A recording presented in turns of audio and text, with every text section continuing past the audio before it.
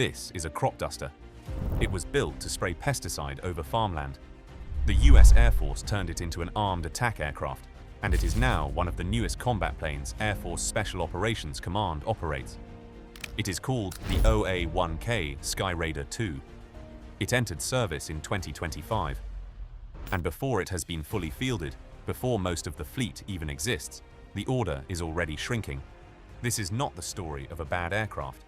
Look at what L-3 Harris, an air tractor, actually did to it. The cockpit and engine sit behind ballistic armor. The fuel tanks are self-sealing, engineered to close their own wounds after a hit.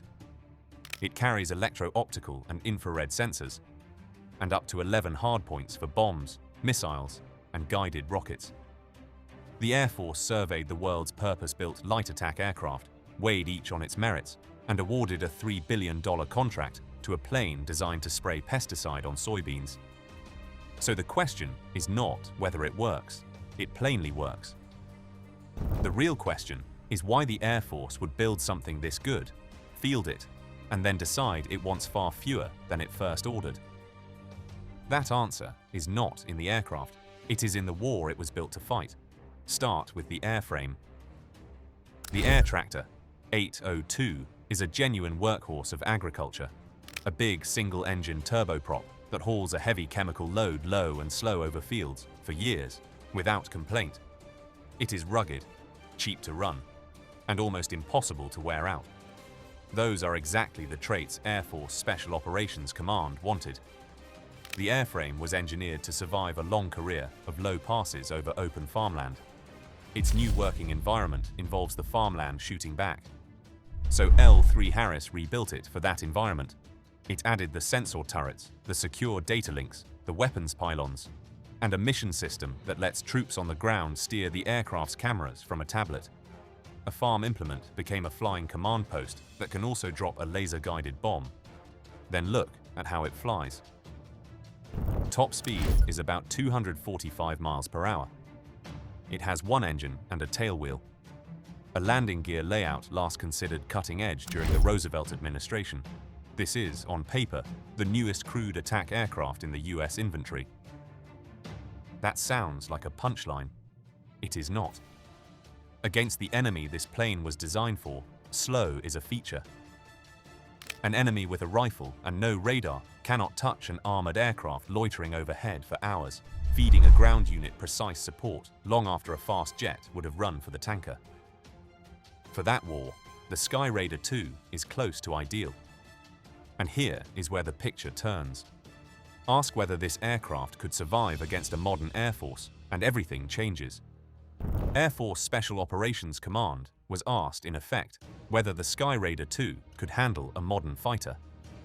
Their answer, paraphrased only slightly, was that it would strongly prefer not to be in the room when one arrives. That is not an insult to the plane. It is the entire problem.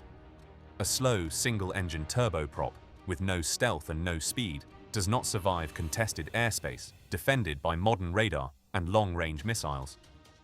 The features that make it untouchable over a permissive battlefield make it a target everywhere else. If this kind of engineering versus strategy breakdown is why you are here, subscribe. It is the whole reason this channel exists. So the aircraft is not the mistake. The timing is. The Skyraider II was built for counterinsurgency, for the long, low-intensity wars of the past 2 decades, where the enemy held the ground, but never the sky. It arrived just as US defense planning turned away from those wars and toward the prospect of a peer conflict in the Pacific, against an opponent who very much contests the sky. Watch what happened to the order. The program began at 75 aircraft, fell to 62, then 53. The 2027 budget request is for 2. Rarely has a military service expressed doubt about its own purchase quite so arithmetically. The money is moving to drones instead, uncrewed aircraft that can absorb the risk no one wants to hand to a single pilot in a crop duster. So the verdict. The Skyraider II did not fail. It is a superb answer to a question the Pentagon has stopped asking. The shrinking order is not a judgment on the plane. It is a mirror. And what it reflects is the war the United States now expects to fight. Here is the question worth arguing over. Was the Skyraider II a costly bet on the wrong war, or exactly the right aircraft to have on the shelf for the messy one that always seems to come back?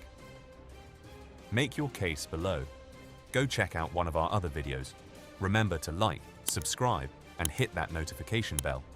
Until the next one, over and out.